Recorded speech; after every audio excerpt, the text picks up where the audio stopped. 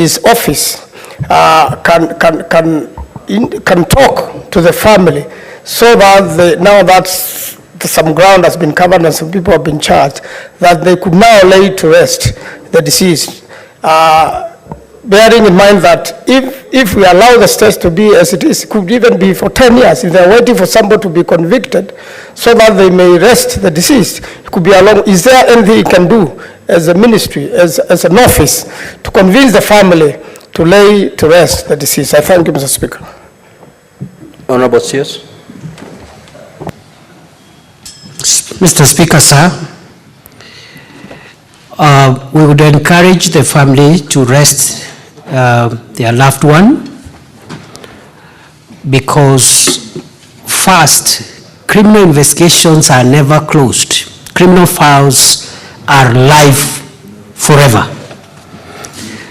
However, criminal investigations are also complex, and by the time you take someone to court, you must have good evidence so that you don't just engage in an act of futility where you arrest anybody who is mentioned without sufficient evidence and then they are acquitted by court.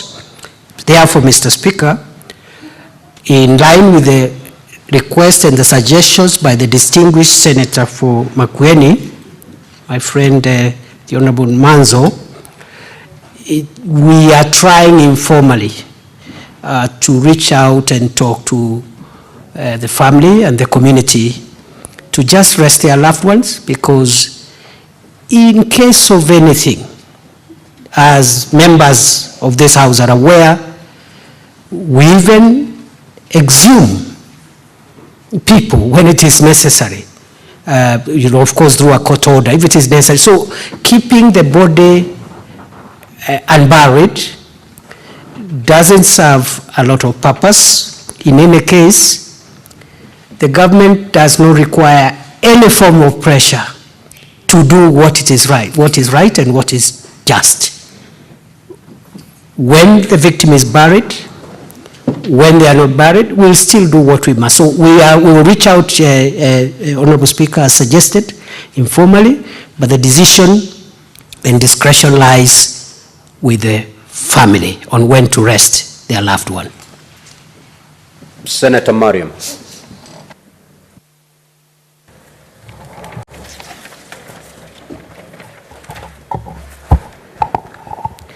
Thank you, Mr. Speaker, for giving me this opportunity. Mr. Speaker, I wanted to ask the CS on the matter of Al-Shabaab. No, I'm afraid, Honorable Senator, that I will not allow you to go that route, because under standing orders, the only thing you can do is to ask a supplementary question.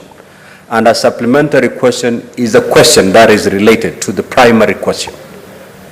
And if you look at the response, if you look at the question and the response by the CS, there is nothing Al-Shabaab in that matter. So if you have a burning question on Al-Shabaab, please file it with the clerk. I'll gladly approve it so that the CS can provide a response to it. Mr. Speaker, I stand guided, but mine is related questions, and also the CS is an interior security. He knows what is going on. I know that. Again, I'm very Mr. much Speaker, aware. I did not say the CS is in charge of agriculture. I'm aware that is in charge of interior. Mr. Speaker, What I'm trying to guide you, if you look at your standing orders just before you, under Standing Order 51C7, A and B, you are allowed to ask a supplementary question. That is a right given to you by the standing orders. However, you're not supposed to ask any question that falls within the sphere of interior. You're supposed to pick a question that flows from the primary question. The question that is before the House as we speak relates to the murder of a blogger. So then pick it from there. Let your supplementary question flow from that. If not, you may take your seat. Mr. Speaker, as you guided, but this is a burning question. Bandera is insecure. File a question with the clerk, and the CS will gladly respond to it. Mr. Speaker, please. Senator Mariam, you're out of order. Take your seat. If you insist, I may ask you to leave the chamber. Please take your seat. Thank you. Senator Osotsi. Thank you, Mr. Speaker, for the opportunity to also ask a supplementary question. Mr. Speaker, this matter is about a blogger who was murdered for expressing himself using the online media. We have had so many cases of this nature, Mr. Speaker, where bloggers have been killed and sometimes injured by the people who they are accusing. So even as the minister, the CS handles this case of Meru, we would like to know what the ministry has done over numerous other cases of this nature involving bloggers. So maybe the cabinet secretary can tell us more about cases of this nature which have been reported in the past. So that, this country is a country of freedom of speech, and we would like to have people expressing themselves in all manner of ways. But if we allow this incident to go on, then we will be curtailing freedom of speech in this country. So can the CS tell us about other cases of this nature which have happened in the past and what the ministry is doing about it? Honorable Sochi, have you gone through the primary response by the CS, more particularly the last paragraph on page 3?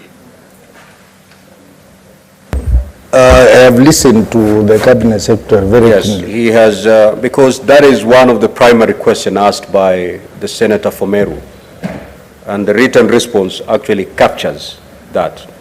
Nevertheless, Honorable CS, if you have anything to add beyond what you've already stated in your written response, you may proceed.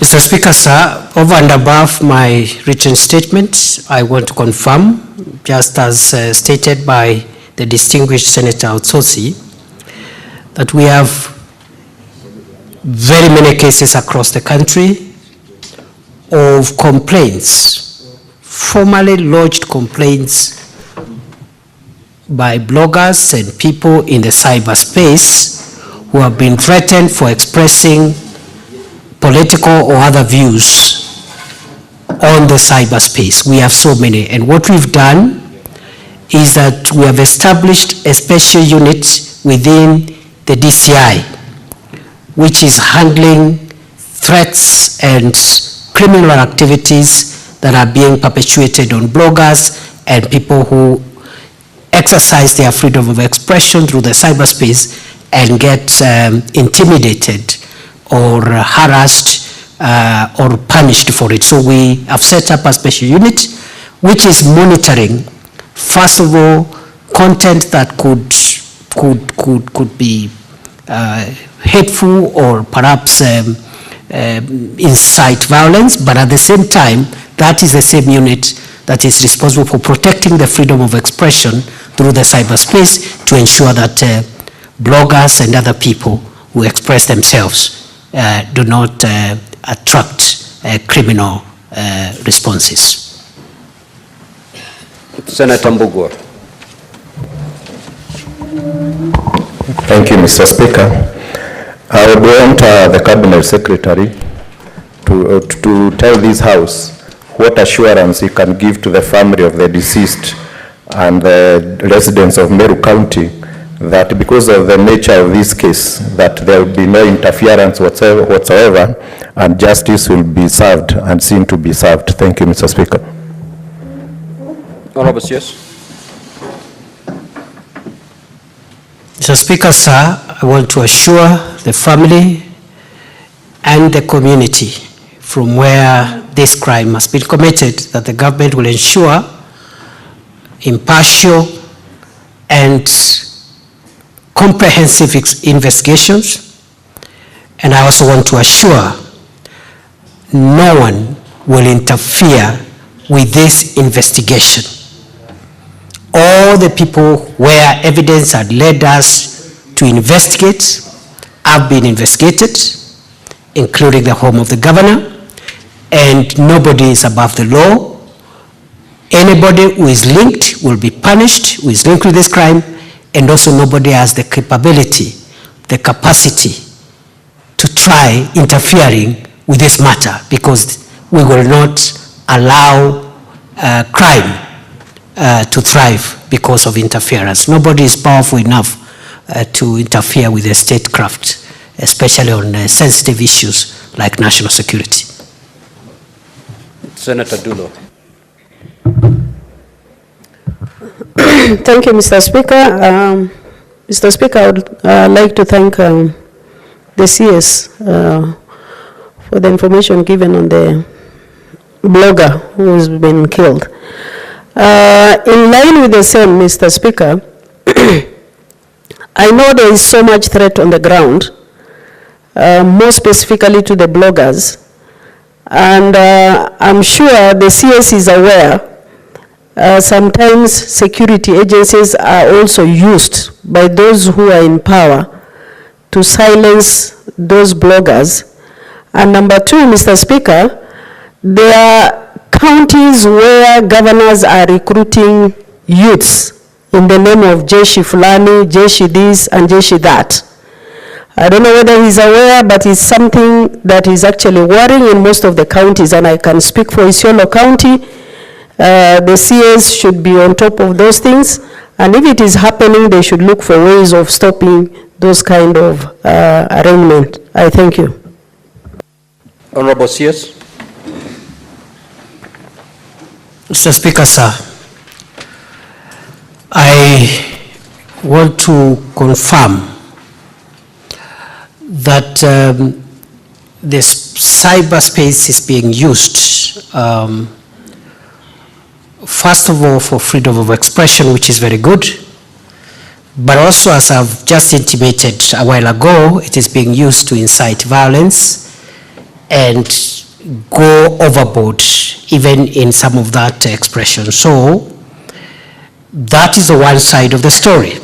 The other side of the story, Mr. Speaker, sir, is that there are people who may want to use security officials to try and suppress opinion and harass people who express alternative political opinions. We are aware, and I want to confirm what the distinguished senator for Isiolo County has said, that we have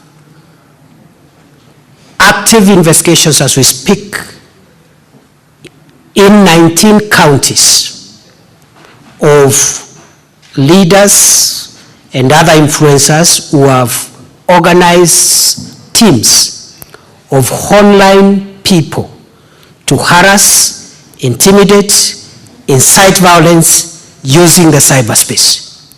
I want to assure the nation that the idea of setting up criminal gangs and groups, either to physically attack people for political or other reason, the idea of organizing groups of criminals to attack opponents and people of a divergent opinion online and propagate violence, we have to deal with that problem before it goes overboard. And therefore, in 19 counties, we are actively investigating groups of both physical and online gangs that are propagating violence in the name of freedom of expression. We will take action on all the actors, whether they are persuaded to support the government or they are in the opposition, because it's a threat to our security as a nation, and we must arrest this matter before it goes out of hand. Now, honorable senators, we will now proceed to question number 001 by the Senator for Kisumu, Professor Tom Ojenda. You may now proceed to ask your question. Thank you, Mr. Speaker. I will proceed to ask question number 001. Could the Cabinet Secretary provide a status update on investigations into the intercommunal clashes that occurred in Sunu town in Kisumu County, which lies on the border region of Kericho and Kisumu counties during the demonstrations in June and July 2023? 2, what progress has the government made in the disarmament of armed groups in the town?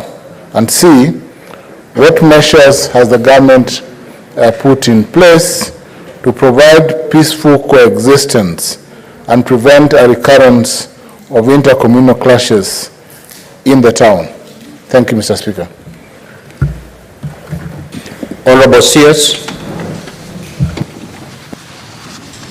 Right, Honorable Speaker, sir. In response to the question number 001 by the Senator for Kisumu County, Professor Tom Ojenda, I state as follows: that the conflict in Sunu area along the Kericho-Kisumu border first has been there for a long time intermittently, but the particular episode that is the subject matter of this statement occurred around June and July 2023, and it was caused by two things. First, a boundary dispute between two sub-counties, Soin Sigoet in Kericho County and Nyakach sub-county in Kisumu County. That town of Sunu, both counties have been claiming are within their respective counties. Secondly, these clashes and violence occurred as or was triggered by revenue collection activities, where both counties, Kericho and Kisumu, wanted to collect revenue, as is in the case with several other neighboring counties across the country. What action has government done? We commenced investigations, but even the immediate action we did to de-escalate the violence was to post the elite general service unit company or formation to de-escalate the violence and restore law and order. But other than the deployment, Honorable Speaker, we commenced investigations on all the criminals who were responsible for that mayhem, and we opened criminal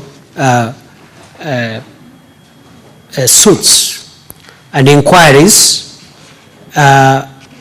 in the following cases.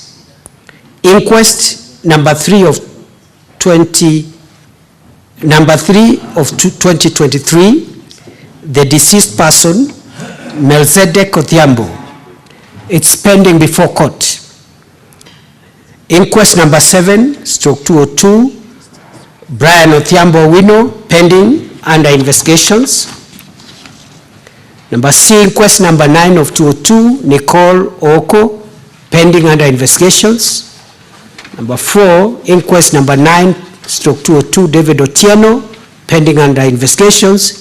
Inquest number 9 of 203, Colin Sauma, pending under investigations.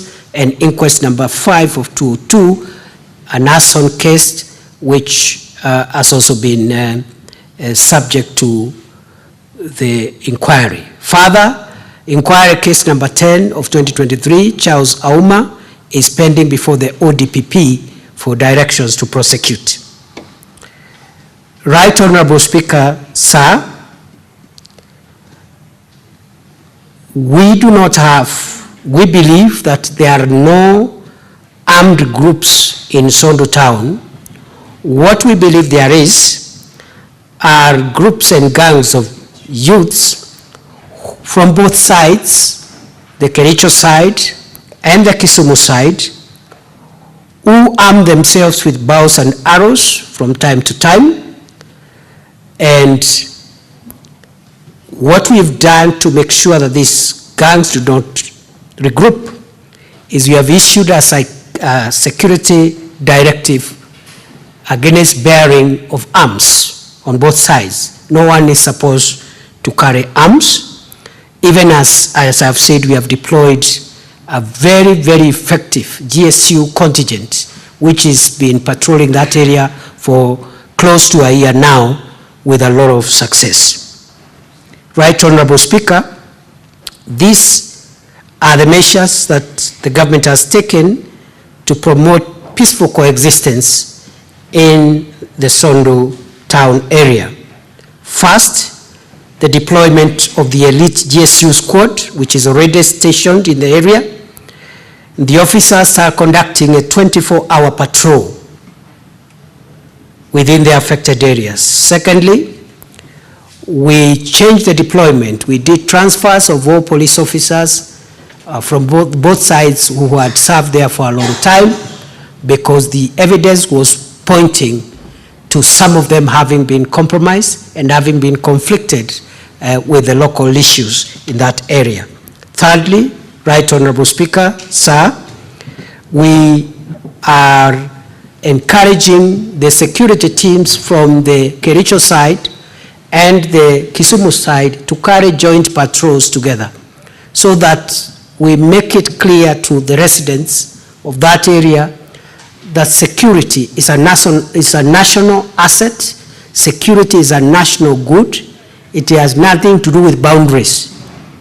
And therefore the police, the National Police Service of Kenya, for example, whether they are serving in Kericho or Kisumu, are the National Police Service of the Republic of Kenya.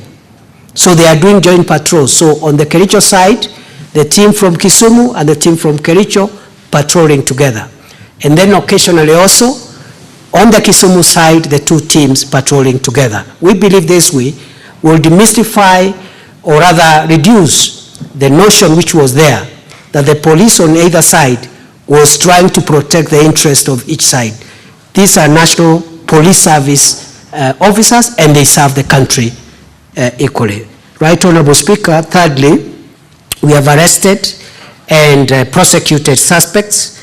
The following people or accused persons have been arrested and arraigned before courts for cattle theft, because in those skirmishes there has also been a case of livestock theft, low scale but quite disruptive in that area. The following people have been arrested and taken to court: Festus Chepkwonyi, Charles Kipkemboi, Walter Omolo Ogutu, Gabriel Ombusa Bolo, Barak Omondi, and Pongeso. We have also enhanced the sharing of intelligence among the security agencies and enhanced the collaboration with both state and non-state actors, including peace organization and other organizations in that area who are helping us with peace. The NCIC also, the National Commission National Cohesion and Integration Commission, has also been facilitating communities there to engage with each other, which is also a government initiative. And finally, I want to commend on behalf of the national government the efforts taken by the governors of the two counties recently, the governor of Kericho County, the governor of Kisumu County, by helping communities to talk to each other and make sure that we have long-standing peace in that area. Right Honorable Speaker, sir, the measures that have been put in place are effective because normalcy has been returned in that area. The schools that had been closed have been reopened, businesses have resumed, and the Sondu open air market is currently operational. I submit. Honorable Senator for Kisumu, pursuant to Standing Order 51C7A, you have Yes, Mr. opportunity Speaker. to have Yes, two supplementary questions. Yes, Mr. Speaker, sir, my supplementary question is on floods that have afflicted the same victims of clashes. I want the CS to tell the House when he intends to visit the flood infested or the flood affected victims of the Sunu clashes. Mr. Speaker, sir, the sub-county of Nyakach specifically has been afflicted by floods, and the sub-county of Nyando and Kisumu. We have Kapuothe, we have Nyakach, we have Kabonyo Kanyagwal that have suffered from the backflow of Lake Victoria. I just want the CS to tell the House when he's visiting Kisumu and myself, just to share with us, we want to know that the government is concerned about us, Mr. Speaker, sir. Honorable CS. Right, Honorable Speaker, I don't know whether it will be in order for me just to say that I'll visit very soon, because the reasons are mainly two.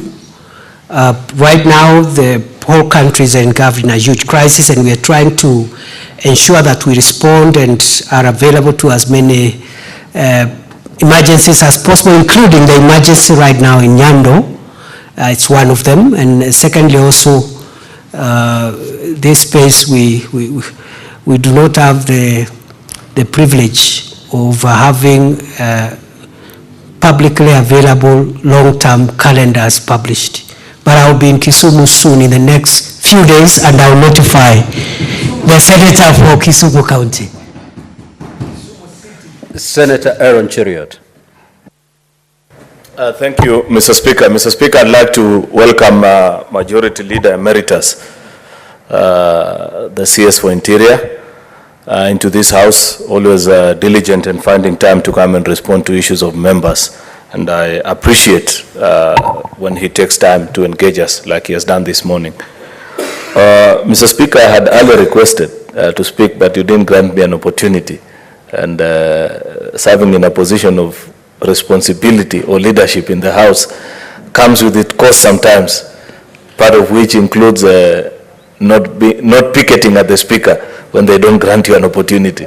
And therefore I missed out on an opportunity to ask the CS, because we were talking about bloggers and people who've been hurt. At the time of his coming to office, there was a very serious case of 2 Indian nationals who used to work in the communications team of President William Ruto, who were brutally murdered, just like... So, Majority Leader, let me use my limited powers given to me and that's number 1 to allow you to ask that question, and then you can pick one for this particular question. Another privilege of being leader of majority. I thank you, Mr. Speaker. So, if the minister finds it well within his means to give perhaps a response to this, if not, he can file a response later to the House, Mr. Speaker, is a matter of these 2 bloggers of Indian descent that worked in the presidential communications team of then candidate, but now President William Ruto, who were abducted and murdered. I know there had been investigations, but up to date, I have never heard if anyone has been taken to court on that particular matter. Therefore, Mr. Speaker, it will be important for the minister to brief the House, because this is something that caused great agony to the young families of these 2 gentlemen that worked with us in a communication team. On this particular issue of Sunu, Mr. Speaker, I want to first appreciate the minister for the steps that he took at the height of that very difficult time and intervened during that season when there were clashes in Sunu. I just wish to request him, Mr. Speaker, if he can confirm to this House whether there are plans to make that GSU camp that he has referred to be in existence on a permanent basis, given that this is an area of high potential threat every time there are either political disagreements or otherwise. Mr. Speaker, because if we can have that GSU camp in permanently there, then it will deter people, Mr. Speaker, who are known to commit either acts of violence or other even acts of theft, because apart from clashes, Mr. Speaker, that are of a political nature, within the same vicinity, there are challenges also of cattle rustling, Mr. Speaker, on the boundaries of Kericho and Kisumu, and therefore it will serve us well in providing calm and peace in that region if this GSU camp can be permanently located in that particular location. Finally, Mr. Speaker, is to request the Cabinet Secretary to now go the full hog. Apart from restoring calm militarily, like has been done by use of police, there is need to pacify the area by engaging elders and local leaders, which is a promise he had made to us that when he visited that particular time, because one of the issues I know for a fact that continues to cause problems is a market that was built by the county government of Kericho, but up to date they are not able to either allocate traders to use that particular market or collect cess from that particular market, yet these are resources that they use, and therefore the people on the Kericho side continue to feel hard done that they invested, that the county government built up, put up a market, which unfortunately they are not able to collect rates from, which is something that causes animosity. Therefore, Mr. Speaker, I want to find out from the minister if there are plans to now move this conversation on peace beyond just police intervention and get it to the level of community integration now, so that you have either elders together with leaders so that we can commit. I am aware that at least at the county government level, something is being done between, I think, the governor of Kericho and the governor of Kisumu. I saw a press release last week, but we still feel there is need for a deeper understanding and a well-organized interaction between the two communities so that we can bury this challenge for once and for all. I thank you, Mr. Speaker. Thank you for indulging me. Honorable CS. Mr. Speaker, sir, the majority leader has raised two issues in one, and I think he has used the privilege of office to get away and receive the kind of orders and directives he has received under Standing Order 1. I would like to respond as follows. First is the issue of whether or not we have made headway with regard to the Indian nationals who disappeared and are believed to have been murdered just before elections. We have made some progress, but because this is a legal process matter, I request if that question could be conveyed to us in writing so that we get accurate information which is up to date. But from where I sit, I know some progress has been made. We may not have nailed the suspects, but we'll be more than happy to provide the status update if a request is made in writing from the Senate majority leader. On the second issue, Right Honorable Speaker, sir, at the time when I visited Sondo at the height of the episode in June, July last year, it is true the political leaders from both Kericho and Kisumu had requested to meet with us. We were not very keen at that time, which is one of the occupational hazards I suffer these days. That even my very best friends, sometimes I am forced to avoid them at least for a while, especially where, for example, an active security matter is pointing to the direction of either their friends, supporters, etc. And so the majority, I avoided my good friend, the majority leader, whom I believe is doing a great job in profiling the position of the leadership of the Senate in this House, and I'm sure he will do much better than us who are trying to figure out what this office was all about at the beginning. However, Honorable Speaker, so we avoided political engagement with political actors at that time because evidence was leading us to stay neutral, but I am happy to report to you, Majority Leader, through the Speaker, that we are in a good place now, and I want now to honor the promise that I did. And I will take the initiative to bring the teams together from your Kericho side and Kisumu side. Mr. Speaker, the House may want to know, the Sunu matter is not as complicated as some of the other issues we are handling.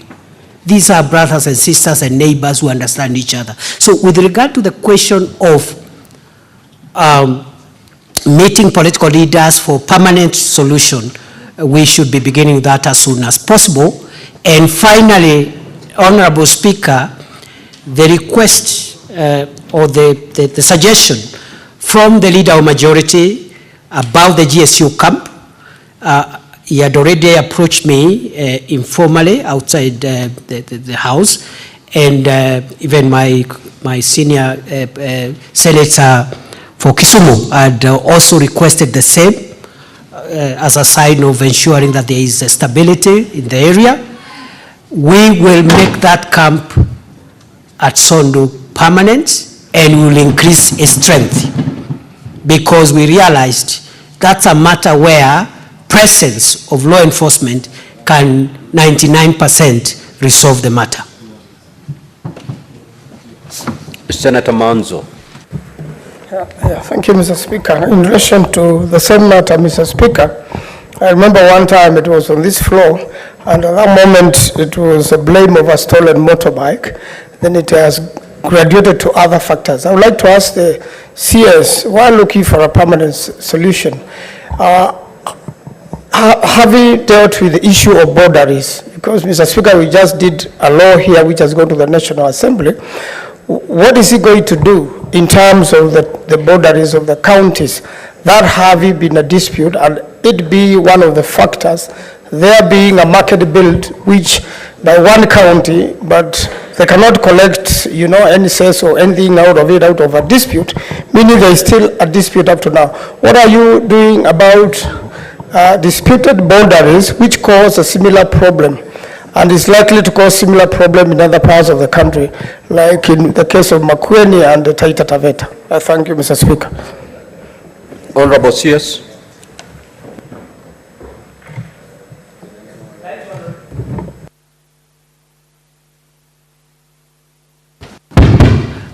Right, Honorable Speaker, sir. It is true, about 27 counties in Kenya are having border-related issues, a county and the other. And this is not a matter that has started today. It's a matter that has been there for decades, many decades, as long as Kenya has been established in the manner in which it has been established.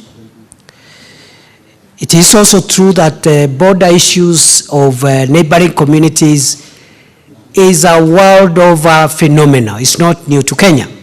Our worry, though, as security managers, is the increasing approach of politicization, ethnicization, and criminalization of border-related disputes. That is where we have an issue.